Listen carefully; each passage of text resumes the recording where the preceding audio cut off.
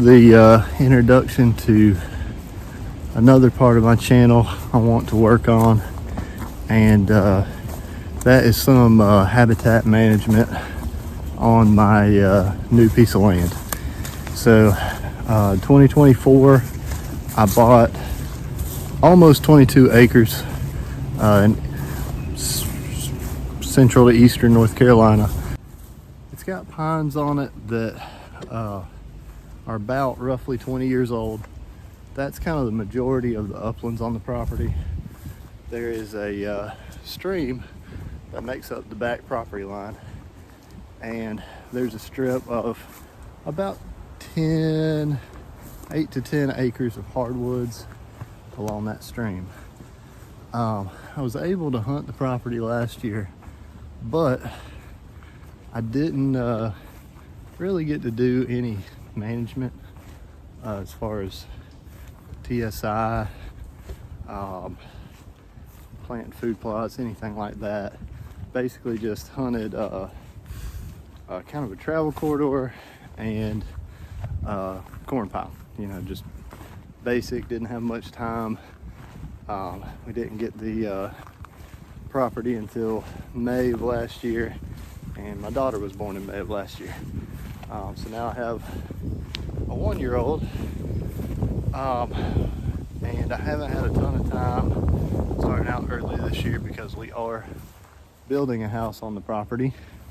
It is 4 months into the process there, and probably won't be done until September or October of 2025. So we probably won't get a whole lot of actual work done as far as TSI or creating bedding areas or anything like that today. But what we are going to do is kind of a tour and basically a before of the property before I do, you know, the things that I'm going to do, and I'll discuss those as I go. So number one, we're just going to kind of do a walkthrough of each of the sections out here of timber and what they look like and changes that I might want to do with them.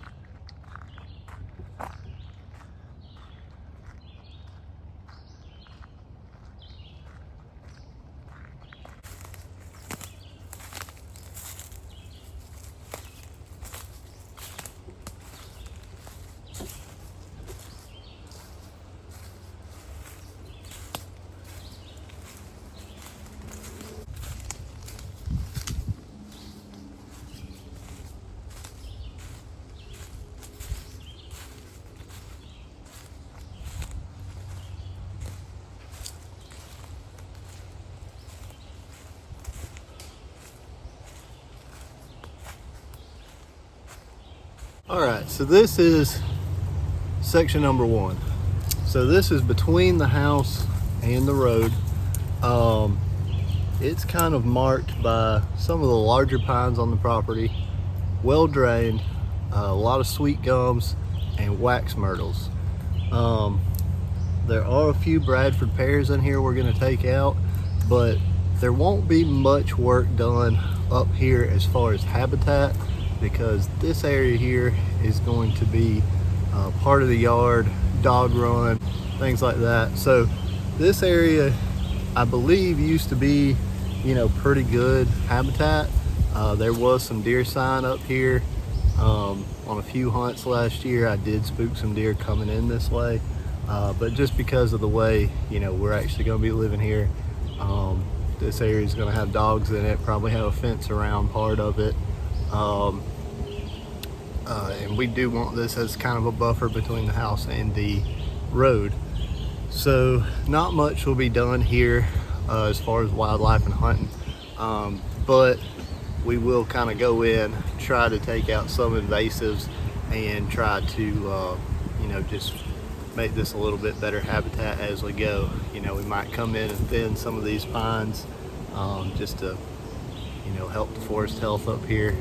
But this is kind of going to be the least hunted area of the property.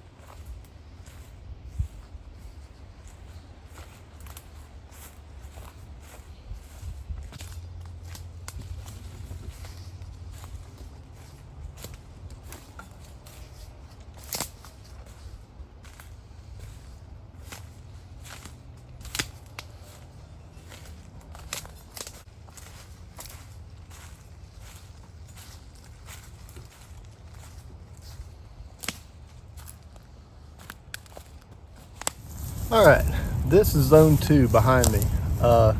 Basically, it is a long, narrow strip between the neighboring property, our house, or our yard, driveway, and then we have a path going back to the back of the property.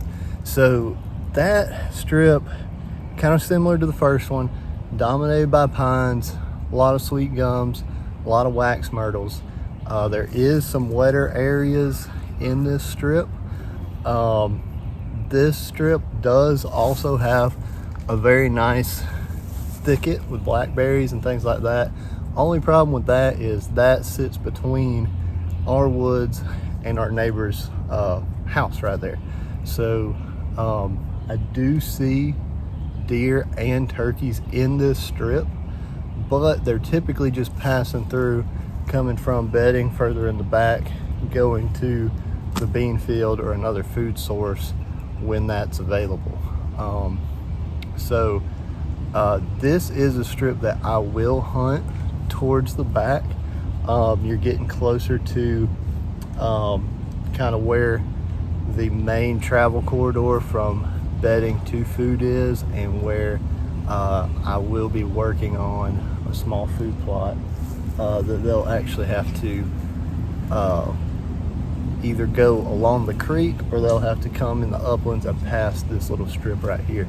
So it's a good little pocket for a travel corridor. The biggest changes we're going to make here is eventually coming in and at the end down here, another spot I'll later on, we're going to cut some of these pines back and plant a small fruit orchard there, and it'll be perfect. It's already on this natural travel corridor. We're going to have a food plot further downhill, and it's just going to give another reason for deer to be coming through this area here, moving towards, their nighttime feeding areas. So one of the biggest issues with this property is, it could be an issue or a good thing. Bordering the property on the east side is a giant clear cut, over 200 acres. It's probably 5-6 years old, big pine thicket. That is kind of the main bedding for this area. In this direction, towards the west, on bordering the property, is a bean field, small bean field. Across the road's a much larger bean field. So basically, the main bedding is not on this property, and the main food is not on this property. So, we don't really have anything drawing deer here and holding deer here. It's more of a travel corridor at this point. So what some of my goals are is to create that bedding and create that food source to give them a reason to be here during the day. But here is, we're just going to probably do some TSI here, trying to eliminate some of these sweet gums, try and get some sunlight to the floor, maybe do controlled burns in the future. I do have a path here, I've got the driveway, and then I've got another path on the other side. So, we potentially could have some good fire breaks set up, but with little experience, that's going to be down the road. But we do have some plans for this little strip here. Never going to hold deer, but it's going to be a good place possibly for stands to catch them moving across the property.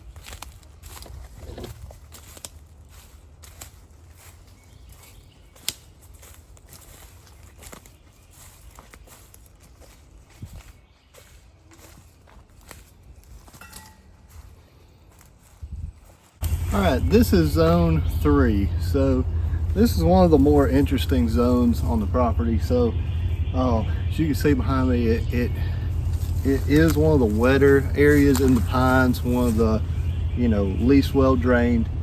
Does have a lot smaller pines, especially towards the back, than some of the other areas. It's got more maple and poplar than anywhere else in the pines. Does have, you know, fair share of sweet gums, as everywhere does out here. This is bordered on one side, on the south side by the house, by the yard, on the east side with the path that we're going to keep, you know, as a grassy path. Probably actually plant some clover. I already got some coming up in there, but probably, you know, keep that going, make that a good food source there. There's another path that separates the pines from the hardwoods, and then on the west side is the bean field that I talked about earlier. So this area here, although there's not much in these pines, you know, to eat really, they're not really browsing much on these sweet gums. It's a completely closed canopy. I've seen a lot of deer in these pines, which kind of surprises me. And I actually didn't hunt them as much as I probably should have, because it was kind of unexpected to me. Obviously they got the bean field that they're accessing, that they're traveling through here going to. Then they've also got, you know, these kind of paths that kind of help split things up. But we got a scrape on that side that I hunted several times. Some of the larger bucks on the property hit that scrape multiple times in daylight. Never caught them this year, but they were there. You know, if I had been able to hunt on the right day, you know, early or late October, definitely would have connected with one there. So we got them passing through there, kind of coming down this main path, going through that scrape, going down to the hardwoods, usually in the morning. But there was some afternoon activity as well. I found 2 scrapes on that side over closer to the bean field. I've got a stand over there pre-hung that I hunted maybe once or twice, and really probably should have hunted it more. I didn't have a camera over there really monitoring the activity, but I did have a buck that was bedding right on the edge of the bean field at night. And I actually ended up shooting that buck opening weekend with a bow and never could find him. Just, you know, I don't know if it was a bad shot or what, but never could locate that buck. But so there is a lot of activity here in zone 3, but what I want to do in the future is really just ramp that up by doing some heavy TSI in here. I want to eliminate a lot of these sweet gums. I want to take down any undesirable pines in here to open up the canopy, really get some light to the ground. This is one of the areas that I would like to do a controlled burn on the most, if I could possibly, you know, like I say, learn the ins and outs of that. But a lot of work can be done in here with you know, herbicides, taking out some of these sweet gums and opening up the canopy. There's also a lot of these wetter areas that don't lend themselves very good to the pines. So we have a few sweet gums, but these are some of the areas we're actually getting some sunlight to the ground. So it's crossed my mind to come in here and maybe plant some water oaks, or, you know, basically open it up where I can get some sunlight here and plant some species with some value that will actually operate well in these wet spots. So that's zone 3, kind of the most promising area of the pines, the most work to do in here, and you know, honestly, just one of the better areas even with nothing done here. So so that is zone 3. We're going to move to zone 4.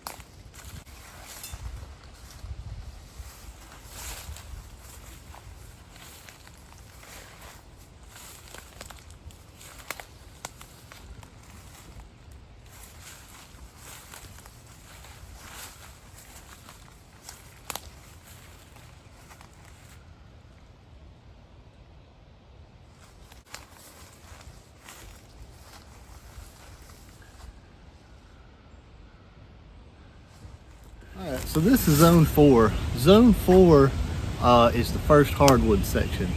So zone 4 has some of the more interesting features. It's got both ponds on the property. There's two small, more like sediment ponds than anything, but they are the only, ponds basically on the property. So there's two of those in zone 4. We also are starting to get into hardwoods.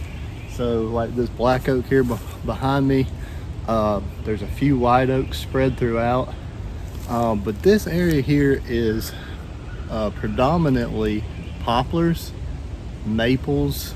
Some of the larger black cherries on the property are here. There are, like I say, a few oaks, a few hickories, but there are tons and tons and tons of holly trees in this area. So we got holly trees, we got ferns all over the ground, bordered on the north side by the stream. So there's a good variety of trees in here, but the problem is it's closed canopy, primarily trees that are not necessarily useful to wildlife. So like I say, we've got some oaks in here, which is a good thing, but they are kind of far and few between. And we also have most of the ground cover in here is I believe this is privet, so that's just non-native, not a great browse species. So other than some cover here and some few oaks that time of year, this is really more of a transition area. It is a thicker part of the property, so I do notice some of those scrapes when bucks are passing through those scrapes in the morning. They're heading to this area, but I don't necessarily believe that they're bedding here. I think this is just kind of their safe circuit to get back to the main bedding. So this is zone 4. Good area, just because we do have some hardwoods, we do have some oaks, we do have some cover, but it's not as good as it could be.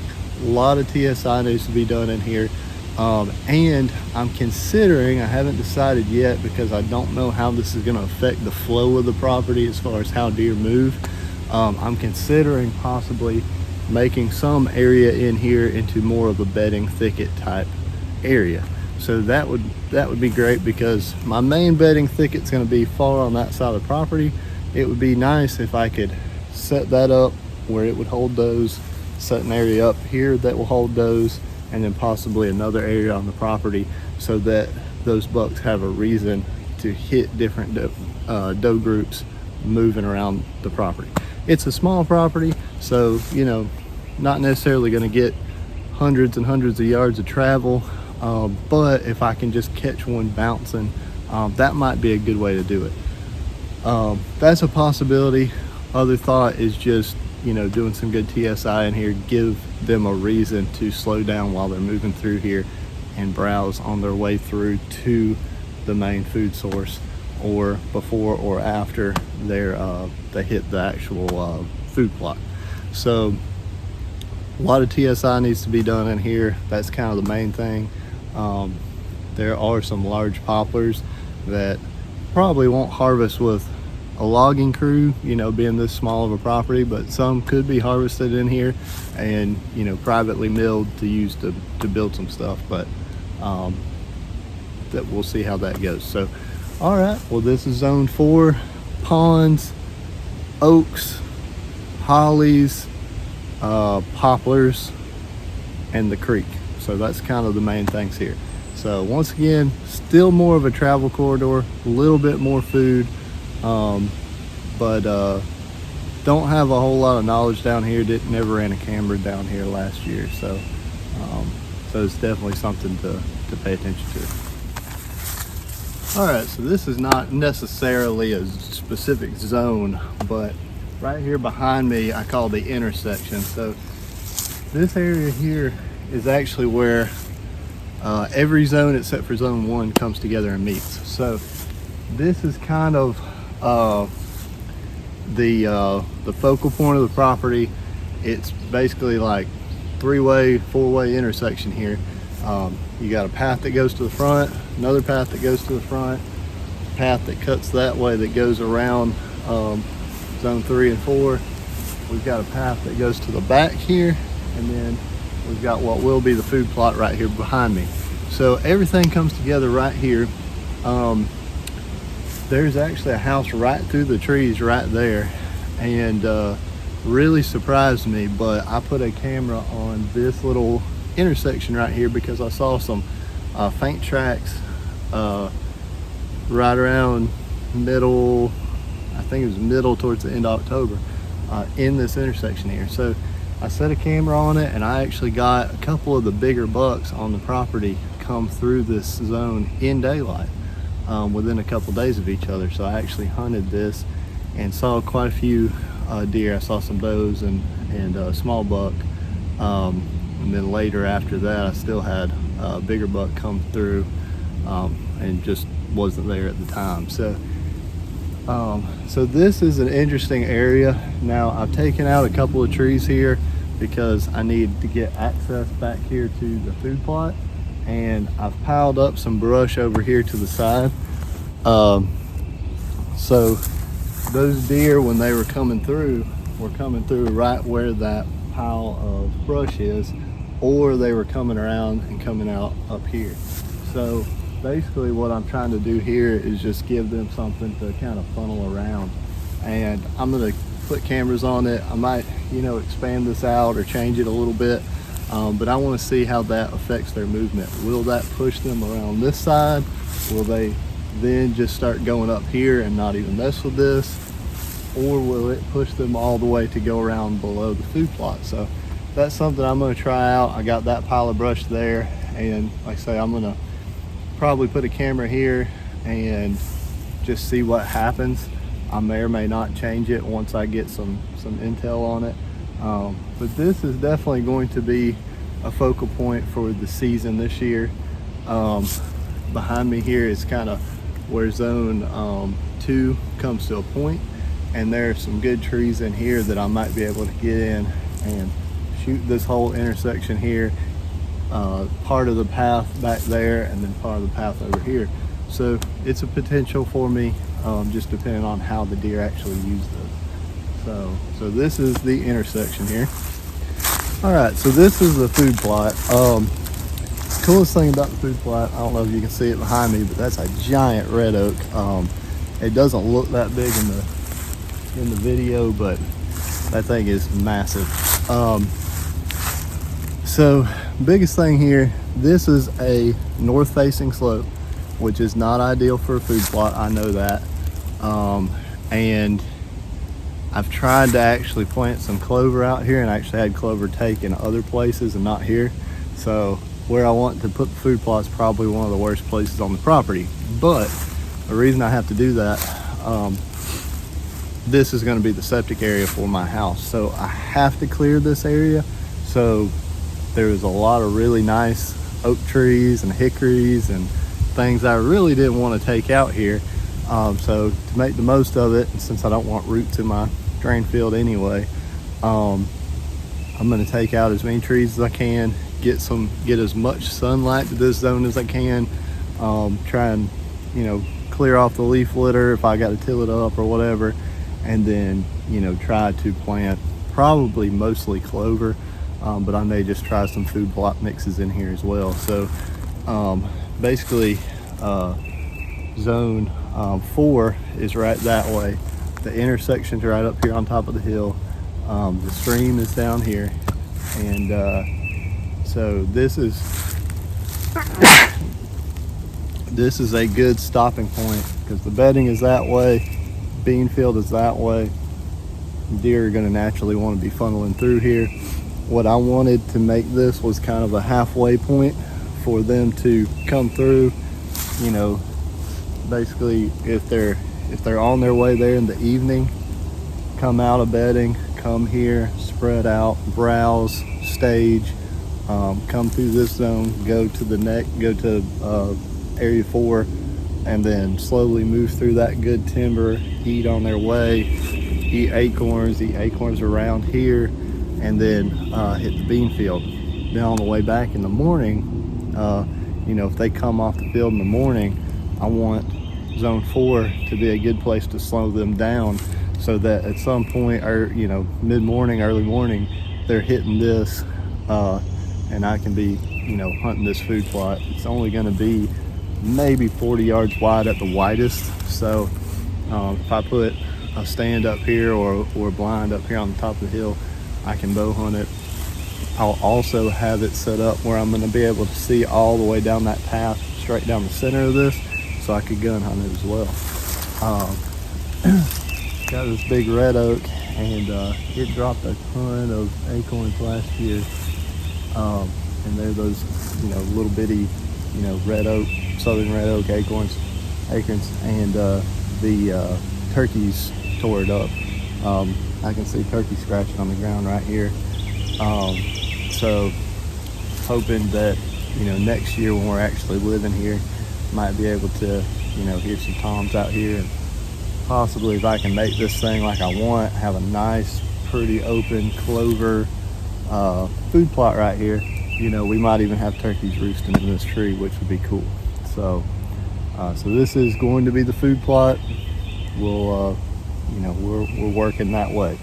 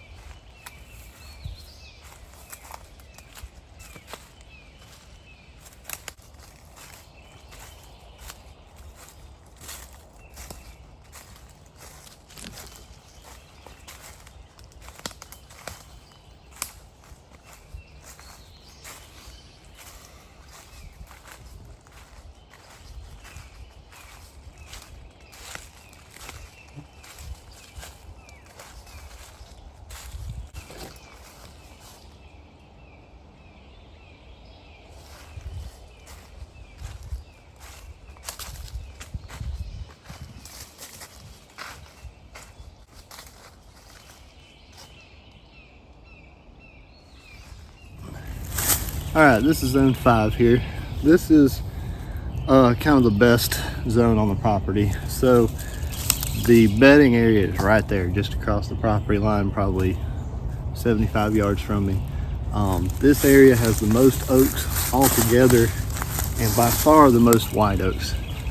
I'm leaning against an enormous old white oak right here. But it's got a lot of variety here. We've got a lot of black cherry, a lot of holly, a lot of ash, a lot of sweet gum, and there's a decent amount of pines that are mixed here. So problem is over here, once again, closed canopy.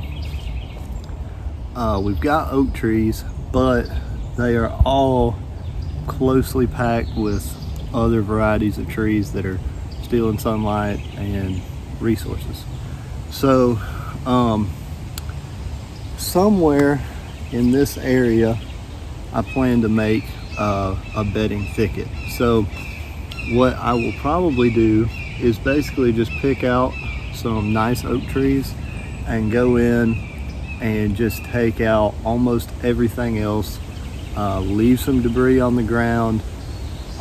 There's a lot of holly trees here. I haven't heard much about you know, how well a holly tree hinge cuts, but the problem with 99% of these hollies is they're too large for them to provide any cover on the ground. And basically the only thing that they do is when I'm in a tree, I can't see the ground as well. So a lot of these hollies I'm either going to completely remove, hinge cut, or just, you know, flush cut, drop them, leave them where they are. So that's kind of the plan back here. So I want, you know, there's obviously a bedding thicket right there, but what I want is to move the farthest point of bedding onto my property, so that, you know, that's a clear cut over there, that's hard to compete with. But if I have, you know, a select cut here that's almost as thick and I have acorns raining, that may be enough to draw them here, keep them here during the day. And then especially if I, you know, set up another bedding area further down the property, maybe I can have does in both places and have bucks bouncing between them. But the idea is to turn this into the bedding for the property, but also we have decent, you know, ice cream, at least here with the oaks. So white oaks, red oaks, black oaks. So we got a good variety in here. So that's the plan here. This is zone 5, closest to the existing bedding, and probably going to be future bedding right here. So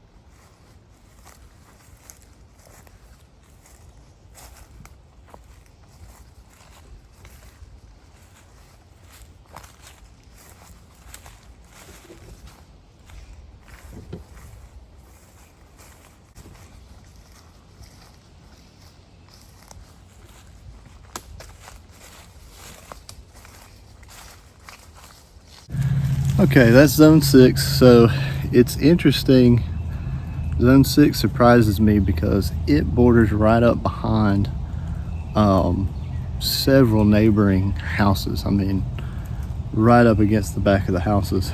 But I'd kind of written it off early season, expecting deer to not really use that area, but actually a lot of the movement I saw was deer traveling that side, coming across to hit the corn, and then going back across to come through the intersection to go to the bean field.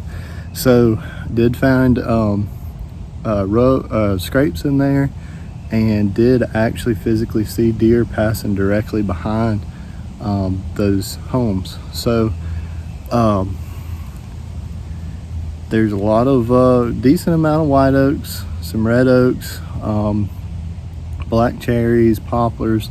So there's a variety in there. Closed canopy. It is a little bit thicker with some holly or some with hollies and privet, but I kind of don't really particularly want the deer on that side because I don't necessarily want to hunt an area that close to the back of other people's houses. So I'm a little bit torn on what to do in this area. I might look into just doing just some standard TSI, just you know, cleaning up the woods a little bit, removing as much of that privet as possible, getting some sunlight to the ground, and just making it more of a travel corridor than anything that will be a conduit to get them to either the intersection here where I might be hunting, the food plot I might be hunting, or somewhere in zone 5 closer to the bedding that I might be hunting. Bow hunting, it might not be a big deal if I can get a good location there where, you know, I can get into a stand and not disturb too much and get in there to a height where I can't be really seen by the neighbors or anything. It might be an excellent spot, but I'm kind of torn on how to approach that. So that zone 6 might be hunted. There will probably be some forest management there, but I haven't really decided the route I'm going to go there yet. So so that's all the areas on the property. So that is kind of a before picture, and then as I do work and clear things and do TSI and do hack and squirt and anything like that, as well as any of the hunting I do, that'll be in future videos. But this was just kind of an overview of the property, first look at everything, and just an idea of the plans for the future. So